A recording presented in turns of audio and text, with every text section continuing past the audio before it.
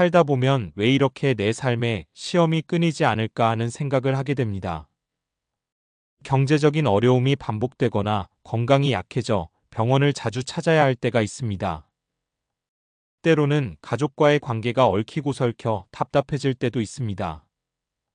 마음속으로는 하나님을 믿으며 순종하고 싶은데 현실은 자꾸만 우리를 시험의 자리로 몰아넣습니다. 그래서 어떤 분들은 이렇게 고백합니다. 나는 하나님을 믿고 기도하는데 왜 내 삶에는 어려움이 줄어들지 않는가? 다른 사람들은 축복을 받는 것 같은데 왜 나는 계속 기다려야 하는가? 이런 마음은 참으로 공감할 만합니다. 사람마다 환경은 다르지만 누구나 시련과 시험을 피할 수 없습니다. 특히 하나님께서 우리를 축복하시기 전에 반드시 어떤 시험을 허락하시는 경우가 있습니다. 그렇다면 우리는 물어야 합니다. 왜 하나님은 축복 이전에 시험을 허락하실까? 하나님께서는 전능하시니 그냥 곧바로 좋은 것을 주셔도 될 텐데 왜 굳이 우리를 거쳐가게 하실까? 성경을 보면 하나님께서 귀한 축복을 주시기 전에 반드시 훈련과 시험의 과정을 거치게 하셨음을 알 수 있습니다. 아브라함도 그렇고 요셉도 그렇고 다윗도 그렇습니다. 예수님마저 공생애를 시작하시기 전에 광야에서 시험을 받으셨습니다. 이것은 단순한 고난이 아니라 하나님의 깊은 뜻이 담긴 영적 원리입니다. 하나님은 우리의 믿음을 단련하시고 우리의 중심을 분명히 드러내시며 감당할 수 있는 준비를 갖추게 하시기 위해 시험을 허락하십니다. 어쩌면 지금 이 영상을 보고 계신 분 중에도 삶의 무게에 눌려 답답한 분이 계실 것입니다. 경제적으로 막막한 분, 자녀 문제로 눈물 흘리는 분, 혹은 건강 때문에 기력이 떨어지는 분도 계실 것입니다. 그러나 기억해야 할 것은 시험은 끝이 아니라 과정이라는 사실입니다. 하나님은 축복 이전에 반드시 준비의 시간을 허락하십니다. 오늘 우리는 하나님께서 축복 전에 주시는 3가지 시험의 이유를 함께 살펴보려고 합니다. 왜 그 시험을 주시는지, 그 과정을 어떻게 통과할 수 있는지, 그리고 그것이 결국 어떤 축복으로 이어지는지 나누겠습니다. 말씀을 따라가며 우리의 마음을 새롭게 하고 지금 겪고 있는 시험이 결코 헛되지 않다는 확신을 가지게 되기를 바랍니다. 첫째, 하나님께서 축복 전에 시험을 주시는 이유는 우리의 믿음을 정결하게 하시기 위함입니다. 야고보서 1장 3절은 이는 너희 믿음의 시련이 인내를 만들어내는 줄 너희가 알미라 말씀합니다. 믿음은 말로만 고백하는 것이 아니라 실제 삶 속에서 검증되는 것입니다. 금이 불 속을 지나야 더 순수해지듯 우리의 믿음도 시험을 통과할 때 오히려 더 단단해집니다. 아브라함이 이삭을 바치라는 하나님의 말씀 앞에 순종했을 때 그의 믿음은 단순한 입술의 고백이 아니라 실제로 드러났습니다. 창세기 22장 12절에서 하나님은 이제야 내가 하나님을 경외하는 줄을 아노라 말씀하시며 아브라함의 믿음을 인정하셨습니다. 축복은 그런 믿음의 확증 위에서 임하는 것입니다. 둘째, 하나님은 시험을 통해 우리의 마음 중심을 드러내십니다. 신명기 8장 2절에 내 하나님 여호와께서 이 40년 동안 내게 광야의 길을 걷게 하신 것을 기억하라. 이는 너를 낮추시며 너를 시험하사 내 마음이 어떠한지 그 명령을 지키는지 지키지 않는지 알려 하심이라 하셨습니다. 사람은 평안할 때는 누구나 믿음을 고백합니다. 그러나 어려움 속에서야 진짜 중심이 드러납니다. 시험은 우리로 하여금 내가 진정 하나님만 의지하는지 아니면 다른 것에 붙잡혀 있는지를 보여줍니다. 하나님은 우리의 마음이 흔들리지 않는지를 확인하신 후에 귀한 축복을 맡기십니다. 셋째, 하나님은 축복을 감당할 수 있도록 준비시키기 위해 시험을 허락하십니다. 고린도전서 10장 13절은 사람이 감당할 시험밖에는 너희가 당한 것이 없나니 오직 하나님은 미쁘사 너희가 감당하지 못할 시험당함을 허락하지 아니하시고라고 말씀합니다. 축복은 기쁨이지만 동시에 책임도 따릅니다. 요셉이 애굽의 총리가 되기 전에 긴 연단의 과정을 거친 것도 그 때문입니다. 노예의 자리와 감옥의 시간을 통과하며 그는 사람을 의지하지 않고 하나님을 의지하는 법을 배웠습니다. 그래서 높은 자리에 올랐을 때도 교만하지 않고 백성을 살리는 지도자가 될 수 있었습니다. 하나님은 우리의 그릇을 먼저 키우신 후에야 큰 축복을 맡기시는 분이십니다. 이 세 가지 근거는 성경의 인물들 뿐 아니라 오늘 우리의 삶에도 그대로 적용됩니다. 믿음을 연단하시고 중심을 드러내시며 감당할 수 있도록 준비시키시는 것이 바로 하나님의 방식입니다. 그래서 시험은 결코 우연이나 벌이 아니라 하나님의 섭리 속에 담긴 은혜의 과정입니다. 우리가 이것을 깨닫고 받아들일 때 축복을 향한 길이 열린다는 사실을 믿어야 합니다. 첫 번째로 하나님께서 축복 전에 시험을 허락하시는 이유는 우리의 믿음을 정결하게 하기 위함입니다. 믿음은 눈에 보이지 않지만 우리의 삶 전체를 지탱하는 가장 중요한 기초입니다. 건물로 비유하자면 기초가 튼튼해야 그 위에 큰 집을 세울 수 있듯이 믿음이 정결하게 다져져야 하나님의 크신 축복을 감당할 수 있습니다. 그런데 이 믿음은 말로만 단단해지는 것이 아니라 실제 상황 속에서 검증될 때 더욱 강해집니다. 성경은 끊임없이 믿음이 시험을 통해 자라난다고 말씀합니다. 베드로전서 1장 7절은 너희 믿음의 확실함은 불로 연단하여도 없어질 금보다 더 귀하여 예수 그리스도께서 나타나실 때에 칭찬과 영광과 존귀를 얻게 할 것이니라 기록하고 있습니다. 불은 뜨겁고 아프지만 그 과정을 지나야 금이 순수하게 정제되듯 믿음도 마찬가지입니다. 하나님은 우리 안에 불순물을 제거하시고 오직 순전한 믿음만 남도록 시험이라는 과정을 허락하십니다. 아브라함의 이야기를 떠올려 보십시오. 하나님은 아브라함에게 독자 이삭을 번제로 드리라고 명령하셨습니다. 그 말씀은 상식적으로 이해되지 않았습니다. 하나님이 약속으로 주신 아들을 다시 바치라는 것은 인간적으로 받아들이기 힘든 요구였습니다. 그러나 아브라함은 끝까지 순종했습니다. 창세기 22장 12절에서 하나님은 이제야 내가 하나님을 경외하는 줄을 아노라 말씀하시며 아브라함의 믿음을 인정하셨습니다. 이 사건은 아브라함의 믿음이 단순한 말이나 생각이 아니라 실제로 검증된 믿음이었음을 보여줍니다. 그리고 그 후 하나님은 그에게 하늘의 별과 같은 자손의 축복을 확실히 약속하셨습니다.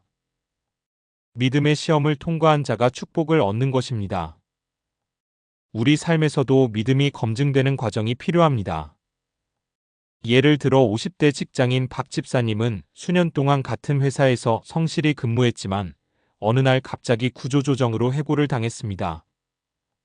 가정의 생계를 책임지는 가장으로서 충격과 불안이 몰려왔습니다. 처음에는 하나님께 원망하는 마음도 들었습니다. 그러나 그는 다시 무릎 꿇고 기도하며 하나님이 자신을 버리지 않으셨다는 사실을 붙잡았습니다. 매일 새벽마다 시편을 읽으며 마음을 다잡았고 작은 일이라도 정직하게 하기로 결심했습니다. 그 과정에서 예상치 못한 기회가 찾아왔습니다. 지인의 소개로 새로운 직장을 얻게 되었고 이전보다 더 안정된 환경에서 일할 수 있었습니다. 시험은 고통스러웠지만 그 과정을 통해 믿음은 더 단단해졌습니다. 또 다른 예로 70대 권사님은 건강에 큰 시험을 겪었습니다. 평생 건강하게 지냈는데 갑작스럽게 큰 병이 찾아와 병원 생활을 해야 했습니다. 수술을 앞두고 두려움과 불안이 몰려왔습니다. 그러나 말씀을 붙들고 기도하며 하나님의 뜻을 구하는 가운데 마음이 차츰 평안해졌습니다. 이사야 41장 10절 두려워하지 말라. 내가 너와 함께함이라. 놀라지 말라. 나는 내 하나님이 됨이라. 내가 너를 굳세게 하리라. 참으로 너를 도와주리라. 라는 말씀이 실제로 마음에 힘이 되었습니다. 수술은 잘 끝났고 회복하는 과정 속에서 권사님은 더 깊이 하나님의 은혜를 체험하게 되었습니다. 이 시험을 통해 이전보다 더 굳센 믿음을 얻게 된 것입니다. 믿음이 정결하게 되는 이유는 단순히 어려움을 이겨내는 경험 때문만이 아닙니다. 시험은 우리가 무엇을 의지하고 있는지 드러내고 불필요한 의지처를 버리게 만듭니다. 평안할 때는 내가 가진 재산이나 건강을 의지하기 쉽습니다. 그러나 시험 속에서는 그것들이 다 무너질 수 있다는 사실을 깨닫습니다. 그 순간 우리는 하나님만 붙잡게 되고 그분께 전적으로 의지하게 됩니다. 그때 믿음은 순수해집니다. 그렇다면 우리는 어떻게 이 믿음의 시험을 통과할 수 있을까요? 먼저 말씀을 붙드는 것입니다. 시편 119편 105절은 주의 말씀은 내 발의 등이요 내 길의 빛이니이다 고백합니다. 말씀은 우리를 흔들리지 않게 붙잡아주는 기준입니다. 두 번째는 기도의 자리를 지키는 것입니다. 시험은 우리를 기도에서 멀어지게 하려 하지만 오히려 더 무릎 꿇을 때 믿음은 단련됩니다. 세 번째는 공동체의 도움을 받는 것입니다. 혼자 있을 때는 쉽게 흔들리지만 함께 믿음을 나누고 기도할 때 우리는 더욱 굳게 설 수 있습니다. 이처럼 믿음을 정결하게 하는 시험은 고통스럽지만 결코 헛되지 않습니다. 금이 불 속을 거쳐 순금이 되듯 우리의 믿음도 시험을 지나면서 순수해지고 강해집니다. 결국 하나님은 그 믿음을 기초로 하여 더 큰 축복을 맡기십니다. 지금 혹시 이해되지 않는 어려움 가운데 있다면 그것이 믿음을 단련하는 과정임을 기억하십시오. 눈물의 시간이 지나고 나면 반드시 하나님의 신실한 손길이 드러날 것입니다. 그리고 우리는 이렇게 고백하게 될 것입니다. 시험이 있었기에 지금의 믿음을 가질 수 있었다고. 두 번째로 하나님께서 축복 전에 시험을 허락하시는 이유는 우리의 마음 중심을 드러내시기 위함입니다. 사람은 겉모습을 볼 수 있지만 하나님은 중심을 보십니다. 사무엘상 16장 7절에서 여호와께서는 사람의 보는 것 같이 아니하니 사람은 외모를 보거니와 나 여호와는 중심을 보느니라 말씀하셨습니다. 중심이란 단순히 감정이나 의지가 아니라 삶의 가장 깊은 자리에서 무엇을 가장 사랑하고 의지하는지를 의미합니다. 하나님은 우리 안의 중심을 드러내시기 위해 시험을 허락하십니다. 이스라엘 백성이 광야를 걸을 때 하나님은 그들을 시험하셨습니다. 신명기 8장 2절에서 이는 너를 낮추시며 너를 시험하사 내 마음이 어떠한지 그 명령을 지키는지 지키지 않는지 알려 하심이라 말씀합니다. 애굽의 노예 생활에서 해방된 이스라엘은 곧바로 약속의 땅으로 들어가지 못했습니다. 광야라는 척박한 길을 40년 동안 걷게 하신 이유는 그들의 중심이 하나님께 향하는지 아니면 불평과 불순종으로 기울어지는지를 드러내기 위함이었습니다. 축복을 받을 준비가 되었는지를 시험하신 것입니다. 우리도 마찬가지입니다.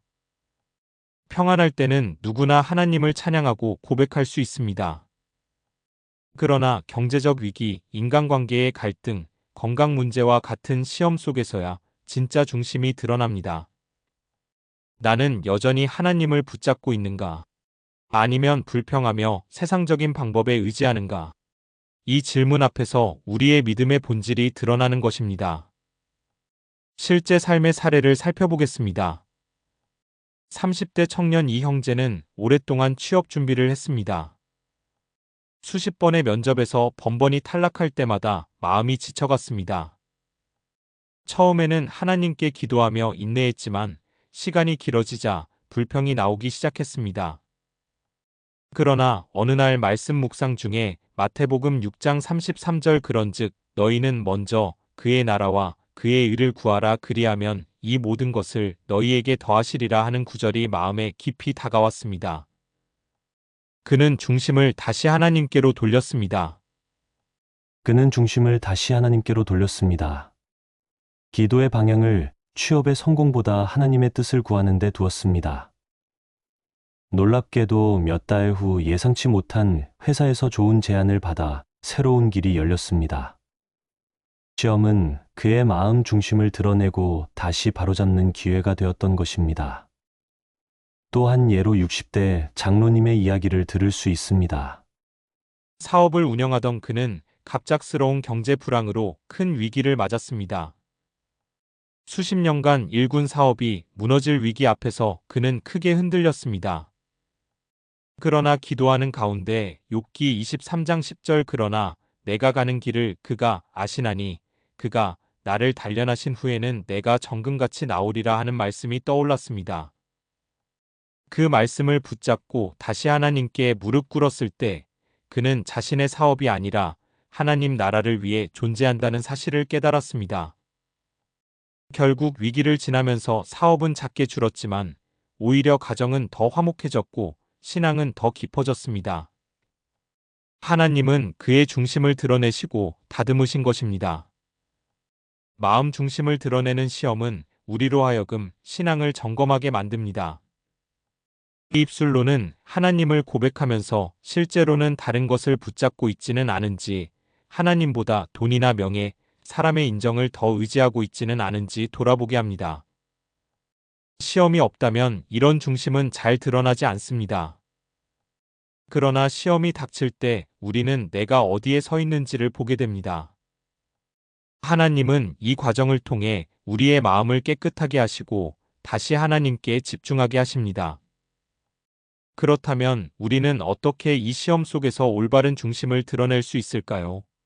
첫째는 자기 점검입니다. 고린도후서 13장 5절 너희가 믿음 안에 있는가? 너희 자신을 시험하고 너희 자신을 확증하라 말씀처럼 우리의 신앙을 점검해야 합니다. 둘째는 감사의 훈련입니다. 시험 중에도 작은 것에 감사할 때 마음이 하나님께 향하게 됩니다. 셋째는 순종입니다. 이해되지 않아도 말씀대로 행할 때 중심이 하나님께 있음을 드러내게 됩니다. 결국 하나님은 시험을 통해 우리의 마음이 온전히 하나님께 있는지를 확인하십니다. 그리고 중심이 바로 선자에게 귀한 축복을 맡기십니다. 지금 겪는 시험은 단순한 고난이 아니라 하나님께서 우리의 마음을 바로 세우시려는 과정임을 잊지 말아야 합니다. 눈물로 드리는 기도, 이해되지 않는 순간에도 순종하는 걸음, 그 모든 것이 하나님 앞에서 우리의 중심을 증거하게 됩니다. 그리고 하나님은 그 중심을 보시고 축복을 허락하십니다. 세 번째로 하나님께서 축복 전에 시험을 허락하시는 이유는 우리가 축복을 감당할 수 있는 준비를 하게 하시기 위함입니다. 하나님이 주시는 축복은 단순한 기쁨이나 소유만이 아니라 반드시 책임을 동반합니다. 준비되지 않은 상태에서 큰 축복을 받으면 오히려 그것이 우리를 무너뜨릴 수 있습니다. 그래서 하나님은 시험이라는 과정을 통해 우리를 준비시키십니다. 요셉의 삶을 보십시오. 그는 어린 나이에 형들에게 미움을 받아 노예로 팔려갔고 억울하게 누명을 쓰고 감옥에 갇히는 시험을 겪었습니다. 그러나 그 과정 속에서 하나님은 요셉의 성품을 다듬으셨습니다. 창세기 39장 21절에 여호와께서 요셉과 함께 하시고 그에게 인자를 더하사 간수장에게 은혜를 받게 하셨더니라고 말씀합니다. 요셉은 억울한 상황에서도 불평하지 않고 성실하게 섬겼습니다. 그 결과 애굽의 총리가 되었을 때 교만하지 않고 백성을 살리는 지도자의 사명을 감당할 수 있었습니다. 만약 준비되지 않은 상태에서 바로 높은 자리에 올랐다면 그는 쉽게 무너졌을 것입니다. 시험은 그에게 축복을 감당할 준비를 시킨 과정이었습니다. 우리 삶에서도 마찬가지입니다. 한 40대 성도는 오랜 기간 동안 작은 가게를 운영했습니다. 그러나 불황으로 가게는 잘 되지 않았고 경제적으로 많은 어려움을 겪었습니다. 그는 그 과정에서 포기하지 않고 정직하게 장사하며 하나님께 기도했습니다. 몇 년 후 새로운 사업 기회가 열렸고 이전보다 훨씬 큰 규모의 사업을 맡게 되었습니다. 그런데 그가 처음부터 큰 사업을 맡았다면 감당하지 못했을 것입니다. 작은 어려움을 통해 정직과 인내를 배웠기에 더 큰 일을 맡을 수 있었습니다. 준비되지 않은 축복은 무너짐의 원인이 되지만 시험은 우리를 준비시켜 축복을 감당하게 합니다. 성경은 또한 시험이 인내를 만들어낸다고 말합니다. 로마서 5장 3절과 4절은 다만 이뿐 아니라 우리가 환난 중에도 즐거워하나니 이는 환난은 인내를, 인내는 연단을, 연단은 소망을 이루는 줄 알미로다라고 기록합니다. 환난은 우리를 단련하는 과정입니다. 축복을 감당하기 위해서는 인내와 성품의 연단이 필요합니다. 시험은 그 연단을 이루는 도구입니다. 또 다른 사례로 50대 여성 성도의 이야기를 들어봅시다. 그는 자녀를 유학 보내기 위해 수년 동안 생활비를 절약하며 힘겹게 살았습니다. 그러나 예상치 못한 사고로 자녀의 학업에 큰 위기가 찾아왔습니다. 그녀는 마음이 무너졌지만 포기하지 않고 하나님께 간절히 기도했습니다. 그 과정에서 하나님을 더 깊이 의지하게 되었고, 자녀 또한 어려움을 이겨내며 더 성숙한 사람이 되었습니다. 시간이 지나 자녀는 공부를 마치고 귀국하여 사회에서 귀하게 쓰임 받게 되었습니다. 어머니와 자녀가 함께 겪은 시험은 결국 더 큰 축복을 감당할 준비의 과정이었습니다. 시험이 우리를 준비시키는 이유는 단순히 고통을 경험하게 하려는 것이 아닙니다. 시험은 우리의 내면을 단단하게 하고 성품을 세우며 하나님만을 의지하게 만듭니다. 그것이 바로 축복을 올바로 사용할 수 있는 준비가 됩니다. 만약 준비되지 않은 사람에게 물질의 축복이 주어진다면 교만에 빠지거나 탐욕에 사로잡힐 수 있습니다. 그러나 시험을 통해 겸손을 배운 사람은 물질을 자신을 위해 쓰지 않고 하나님 나라와 이웃을 위해 사용할 수 있습니다. 그렇다면 우리는 어떻게 시험 속에서 축복을 감당할 준비를 할 수 있을까요? 첫째는 하나님을 의지하는 훈련을 하는 것입니다. 잠언 3장 5절은 너는 마음을 다하여 여호와를 신뢰하고 내 명철을 의지하지 말라 말씀합니다. 둘째는 작은 일에 충성하는 것입니다. 누가복음 16장 10절 지극히 작은 것에 충성된 자는 큰 것에도 충성되고 지극히 작은 것에 불의한 자는 큰 것에도 불의하니라 말씀처럼 작은 일에 신실해야 큰 일을 맡을 수 있습니다. 셋째는 감사하는 태도를 유지하는 것입니다. 시험 중에도 감사하는 자는 축복을 올바로 바라보는 시각을 가지게 됩니다. 시험은 우리를 준비시키는 하나님의 방법입니다.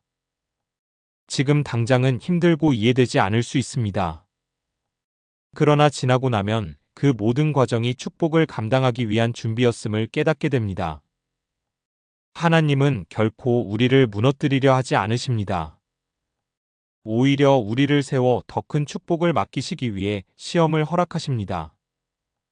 그러므로 시험 속에서도 낙심하지 말고 하나님을 바라보며 준비의 시간을 잘 지나가야 합니다. 그럴 때 우리는 축복을 감당하는 그릇으로 서게 될 것입니다. 네 번째로 하나님께서 축복 전에 시험을 허락하시는 이유는 우리를 통해 하나님의 영광이 드러나게 하시기 위함입니다.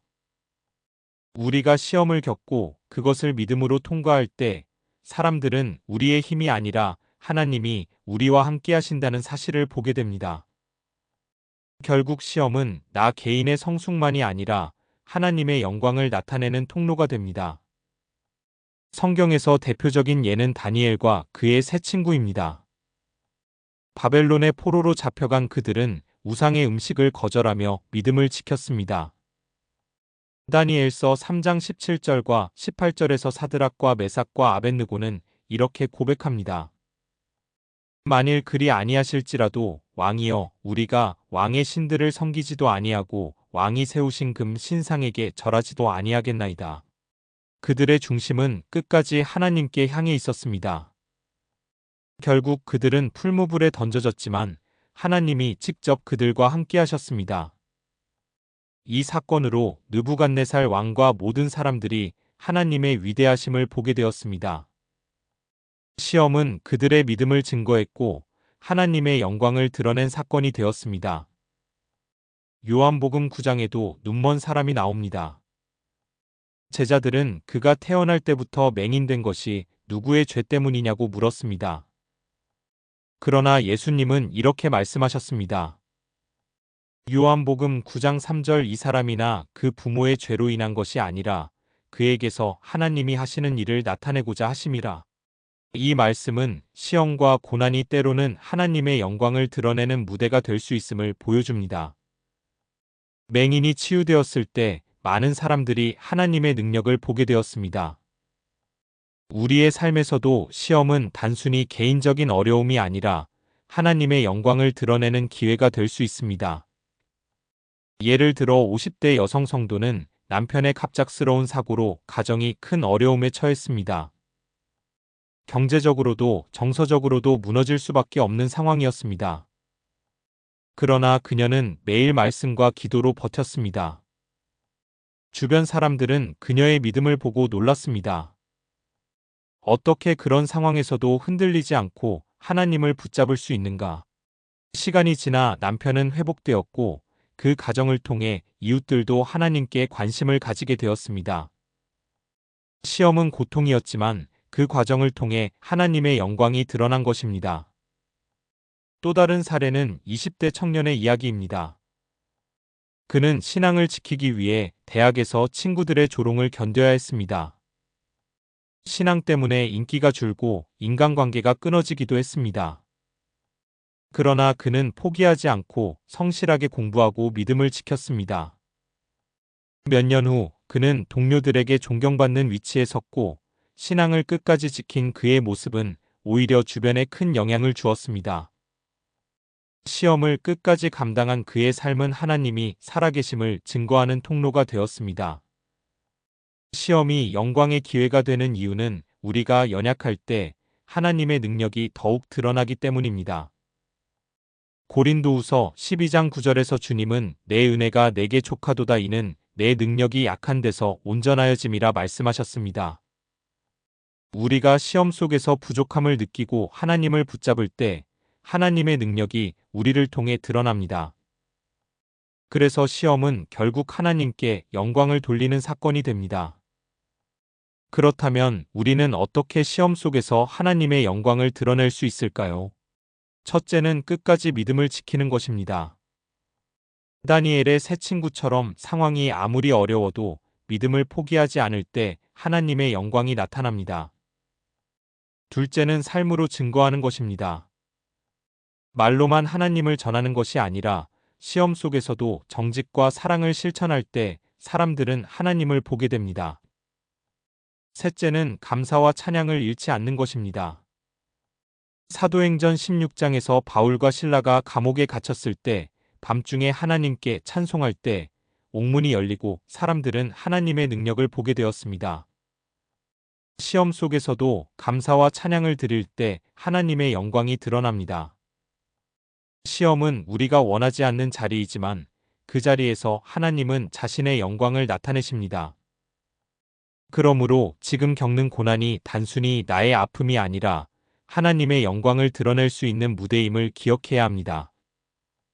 눈물로 드리는 기도, 끝까지 버티는 믿음, 감사로 드리는 고백이 결국 하나님의 이름을 높이는 증거가 됩니다.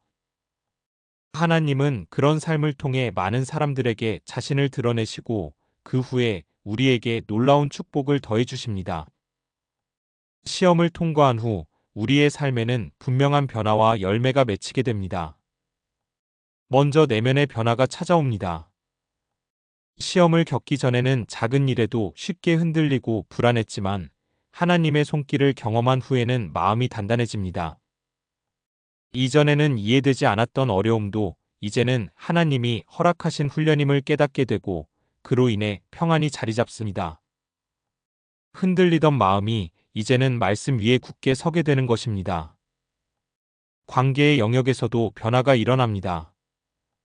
시험을 겪으며 사람의 연약함을 깨닫게 되고 다른 이들의 아픔을 공감할 수 있는 마음이 생깁니다.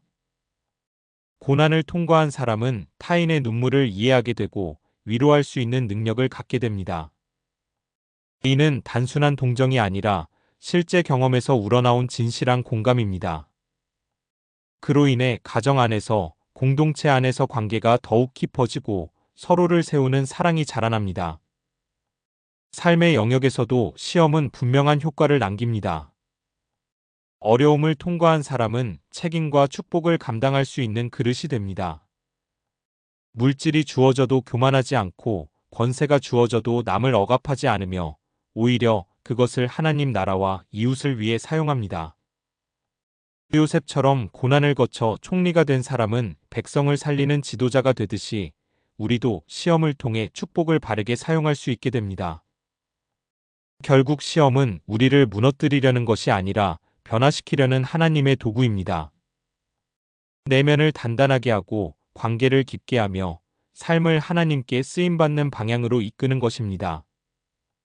그렇기 때문에 시험을 지나온 자는 단순히 살아남은 자가 아니라 하나님의 축복을 감당할 준비가 된 사람으로 세워집니다.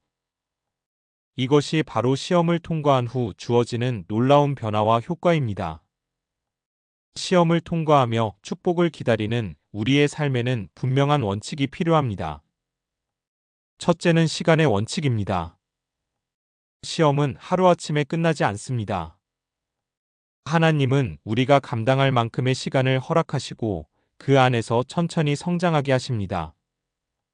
그러므로 성급하게 결과를 요구하기보다 하나님의 때를 기다리는 태도가 필요합니다. 둘째는 순서의 원칙입니다. 먼저 믿음을 세우고 그 다음에 행동하며 마지막으로 열매를 거두는 것이 하나님의 방식입니다. 우리는 흔히 열매만을 원하지만 하나님은 뿌리부터 다듬으십니다. 이 순서를 존중하며 한 걸음씩 걸어가야 합니다. 셋째는 태도의 원칙입니다. 시험 속에서 불평과 원망을 택할 수도 있고 감사와 순종을 선택할 수도 있습니다. 같은 상황이라도 어떤 태도를 취하느냐에 따라 결과가 달라집니다. 감사의 태도는 하나님이 일하실 통로를 넓히고 원망은 길을 막습니다. 넷째는 기록의 원칙입니다. 시험의 순간마다 하나님이 주신 말씀과 응답을 기록하는 습관은 큰 힘이 됩니다. 시간이 지나 되돌아볼 때 하나님이 어떻게 인도하셨는지를 확인하게 되고 그것이 다음 시험을 이길 수 있는 믿음의 자산이 됩니다.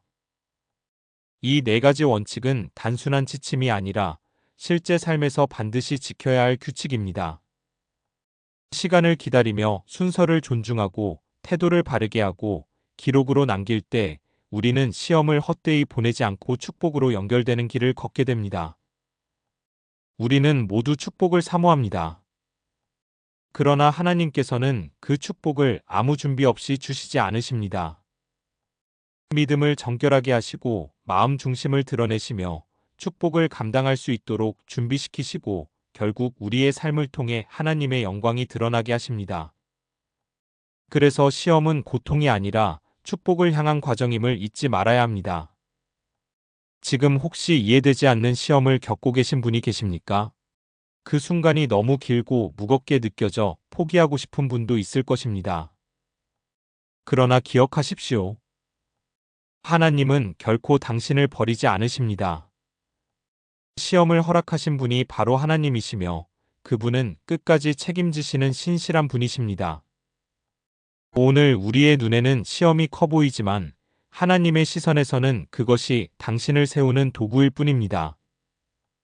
불 속을 지나야 금이 순금이 되듯 시험을 통과한 후에는 반드시 하나님께서 예비하신 축복이 기다리고 있습니다. 그러므로 낙심하지 말고 오늘도 믿음의 자리를 지키시기를 바랍니다. 당신의 눈물은 헛되지 않습니다. 기도의 씨앗은 반드시 열매 맺습니다. 지금은 이해되지 않아도 나중에는 분명히 알게 될 것입니다. 하나님이 나를 훈련하셨고 준비시키셨고 결국 놀라운 축복으로 인도하셨음을 고백하게 될 날이 올 것입니다. 그러니 오늘도 흔들리지 말고 믿음의 길을 걸어가십시오. 하나님은 당신을 통해 반드시 영광 받으시며 그 후에 당신의 삶에 가장 선한 축복을 부어주실 것입니다.